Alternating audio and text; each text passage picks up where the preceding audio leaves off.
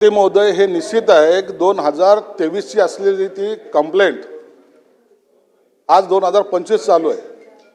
जेव्हा याची चौकशी झाली मी हे मान्य करतो, जेव्हा अहवाल आला तर त्या टायमाला संबंधित अधिकाऱ्यांचं आपल्याला त्याचं काय लेखी म्हणणं हे मागवावं लागतं।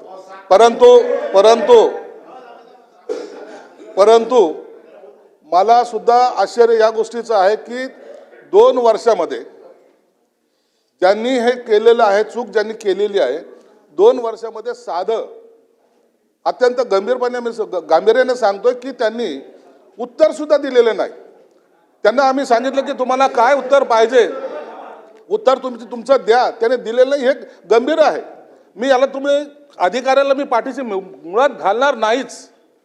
यामध्ये जे काही चूक केलेली आहे त्या चुकीचे काय पनिशमेंट द्यायची या संदर्भात आम्ही विचार करतोय आणि लवकर त्याच्यावर आम्ही निर्णय सुद्धा घेऊ। नाही मंत्री महोदय एक मिनिट आपण जरा मंत्री महोदय, आपण विचारलेल्या प्रश्नाच्या अनुषंगाने सगळ्या बाबी मान्य करत आहात।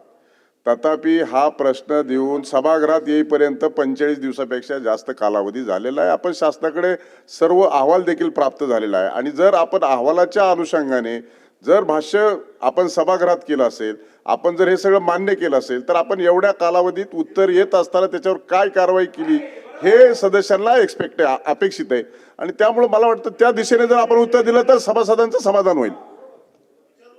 आता त्यांचं उद्या उत्तर। एक मिनिट राठोड बसा। माननीय सभापती महोदय, यामध्ये मी अत्यंत आमचं खातं सुद्धा फार सिरियसली घेतलेलं या विषयाला।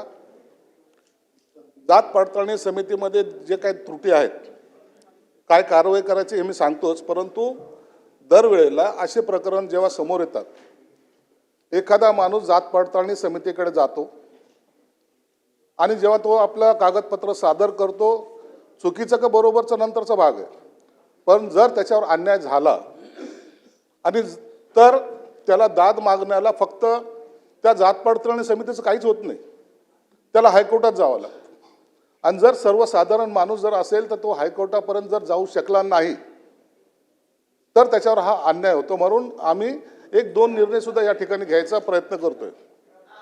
विषय सांगतो, मला विषय कळतोय, गांभीर्याने घेत असेल तर सांगतो, नसतं जे चाललंय ते चाललंय। एका दोघाला निलंबित करून काय मी पटकन सांगू शकतो? पुढं काय करतोय मी अहो थोडं ऐकून तर घ्या। पुढचं काय डेव्हलपमेंट नको का तुम्हाला? दरवेळेला सर्वसामान्य माणसांनी त्याला त्रास झाला पाहिजे अशी तुमची भावना आहे का? मी ते सांगतोय तुम्हाला, थोडं ऐकून घ्या, शांतपणे ऐकून घ्या थोडं मी काय बोलतोय ते। आता दरवेळेला जात पडताळणी समितीमध्ये एखाद्याला जात पडताळणीचं सर्टिफिकेट मिळालं नाही किंवा चुकीचं दिलं तर त्याच्या विरोधात अपील करायचा अधिकार त्याला हायकोर्टात आहे। आमची सामान्य माणसाबद्दल बोलतोय, आता एवढं बी नाही आता काय, तर आम्ही आता त्याच्यामध्ये सुद्धा सुधारणा करायचा प्रयत्न करतोय। याचं अपील, जात पडताळणी समितीचं अपील हे शासन दरबारी बाकी ठिकाणी जसं होतं त्या पद्धतीने शासन दरबारी त्याचंच अपील झालं पाहिजे, जेणेकरून त्याला लवकर न्याय मिळेल। दुसरी गोष्ट, या प्रकरणामध्ये जे घडलंय ते अत्यंत गंभीर प्रकरण आहे। राठोडांच्या जीवितावर जर तो हल्ला होत असेल किंवा काय प्रश्न तुमचा जरी असला तरी ह्या लोकांनी केलेली ही गंभीर चूक आहे। म्हणून आता आम्ही जो काही निर्णय घ्यायचा ठरवलेला आहे त्यामध्ये तत्कालीन जे अध्यक्ष आहेत RL गगराणी, अतिरिक्त जिल्हाधिकारी, ते सेवानिवृत्त झाले 2019ला। त्यांच्यावर आता विभागीय चौकशी वगैरे काही सेवानिवृत्त झाल्यामुळे प्रस्तावित करता येत नाही। तथापि आता हे तुमचं प्रकरण, तुमची तक्रार आम्ही गांभीर्याने घेऊन ज्यांनी या चुका केलेल्या त्या उपायुक्त तथा सदस्य सचिव श्रीमती वृषाली शिंदे, संशोधन अधिकारी श्रीमती अनिता राठोड यांना आज आम्ही निलंबित करीत आहोत। प्रश्न विचारायचे? अनिल परब। महत्वाचा विषय याच्यामध्ये असा आहे की जात पडताळणी समितीचे कारनामे हे काय आजचे नवीन नाही आहेत, हे नेहमीचं काम झालंय। नेहमीचे तो पावसाळ्यात असं ते जात पडताळणी समितीचं आहे। हे 2 अधिकारी आज सस्पेंड केले आहेत, चांगली गोष्ट आहे की त्यांनी प्रायमा फेसी हे मान्य केलं होतं की ही सगळी गडबड झालेली आहे, परंतु ते 3 वर्ष लागली. आपल्याकडे साधारण व्हॅलिडिटी एकदा सबमिट करायला म्हटलं तर निवडणुकीसाठी पण आपण आता 6 महिन्याचा कालच कायदा पास केला. 6 महिन्यामध्ये सर्वसाधारण व्हायला पाहिजे. आता ज्या वेळेला एखाद्या अधिकाऱ्याची तक्रार होते आणि तो निवृत्त होतो, आज त्याच्यावरती काही कारवाई करू शकत नाही. साधी गोष्ट आहे शासनाची, ज्या वेळेला एखाद्या कामगाराची अधिकाऱ्याची तक्रार होते आणि तो जर रिटायर होतो तर पहिली त्याची पेन्शन थांबवली जाते. आपण ती पेन्शन थांबवली आहे का त्याची? नाही. पेन्शन थांबवली जाते, त्याचे सगळे ड्यूज थांबवले जातात. जोपर्यंत त्याला क्लीन चिट मिळत नाही तोपर्यंत त्याला शासकीय त्याचं काय दायित्व असतं ते दिलं जात नाही. आणि आजही तुमच्याकडे ही प्रोसिजर आहे की किती वर्ष झाली तरी त्याला कुठल्या ना कुठल्या मार्गाने तुम्ही त्याला त्या चौकशीच्या फेऱ्यामध्ये आणू शकता. शासनाचे सगळे नियम जर आपण तपासले तर आपण हे करू शकता.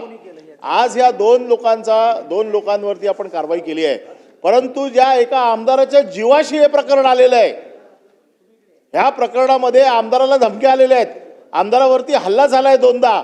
त्याच्यामुळे अशा प्रकारची जी प्रकरणं आहेत तर या सगळ्या प्रकरणाची गंभीर दखल घेऊन नुसत्या केवळ 2 लोकांना सस्पेंड करून चालणार नाही, ते याच्यामध्ये फौजदारी गुन्हा देखील दाखल झाला पाहिजे, कारण याच्यामध्ये आमदाराच्या जीवाचा प्रश्न निर्माण झालेला आहे. तर केवळ याच्या बाबतीमध्ये आपण चौकशी तर करतात, परंतु आपण याच्यामध्ये फौजदारी गुन्हा दाखल करून या सगळ्या प्रकरणाचा आमदाराच्या हल्ल्याशी संबंध आहे का, त्याच्यामध्ये दिलेले दाखले आहेत ते चुकीच्या पद्धतीने, दॅट इज 420 चीटिंग करून कागदपत्र सबमिट करून मिळालेले दाखले आहेत, त्याच्यामुळे तो फौजदारी गुन्हा होतो. तर या निलंबनाबरोबर आपण त्यांच्यावरती फौजदारी गुन्हा दाखल करणार का? मंत्री महोदय. निश्चितच या संदर्भामध्ये सजेशन फॉर ॲक्शन. भाई निश्चितच या प्रकरणामध्ये आम्ही गांभीर्याने घेतलेलं आहे. 2 लोकांना निलंबित केलेलं आहे. जे निवृत्त झाले ते 2019ला झालेले, 2019ला झालेले. आता त्यांनी त्यांचे ड्यूज घेतले का नाही घेतले हे थोडं तपासून पाहावं लागेल. निश्चितच फौजदारी कारवाई करण्याच्या संदर्भामध्ये सुद्धा आम्ही गांभीर्यानं घेऊ, परंतु राठोडांना जे काही फोन आले असेल किंवा धमकी आली असेल त्याचा आणि जात पडताळणी समितीचे जे काही सदस्य किंवा जे काही अधिकारी असतील त्यांचा कुठं एकमेकाशी संबंध आहे का हे बी तपासल्या जाईल. हे या संदर्भामध्ये. तर वृषाली शिंदे आणि अनिता राठोड या 2 अधिकाऱ्यांचं निलंबन करण्यात आलंय. सामाजिक न्याय विभागानं 2 अधिकाऱ्यांचं निलंबन केलेलं आहे. जात पडताळणीमधल्या निष्काळजीपणाबद्दल ही कारवाई करण्यात आलेली आहे. वृषाली शिंदे आणि अनिता राठोड या 2 अधिकाऱ्यांचं निलंबन करण्यात आलेलं आहे. एबीपी माझा, उघडा डोळे बघा नीट.